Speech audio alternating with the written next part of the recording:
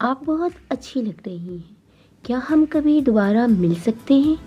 یار سوچا جا سکتا ہے کہ ہے تو ہینڈسم، اسمائل پاس کر، وقت نہیں ہے کہ اتنا اچھا موقع تو نے گوا دیا تو نقصان میں رہے گی۔ تو صحیح غلط ہی سوچتی رہے گی نا تو کنواری ہی رہ جائے گی۔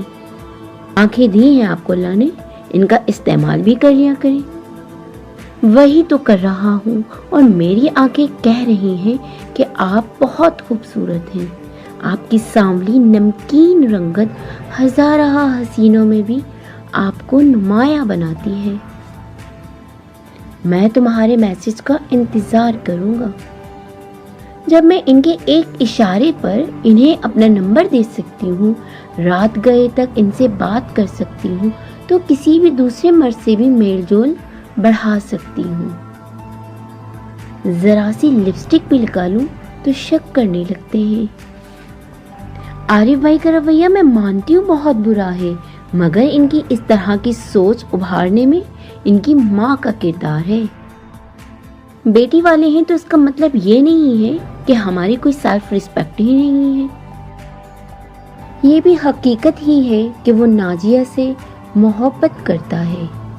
عارف، تم کافی خوش قسمت ہو، اس زمانے میں تمہیں ایک باحیا اور با کردار بیوی ملی ہے۔ تمہاری قسمت پر تو رشک کرنے کا دل کرتا ہے۔ فی زمانہ اتنی اچھی محتاط لڑکی کا ملنا خوش نصیبی ہی تو ہے۔ اگر وہ معتوب ٹھہرائے جانے کی حقدار ہے تو غلطی تو اس سے بھی ہوئی ہے، سزا تو اسے بھی ملنی چاہیے۔ نازیہ سے جو غلطی ہوئی اسے اس کا ادراک تھا اور وہ شرمندہ تھی۔ ہمارے معاشرے میں کتنی ہی نازیہ جیسی لڑکیاں ہیں جنہیں اپنی غلطی کا ادراک تک نہیں ہے۔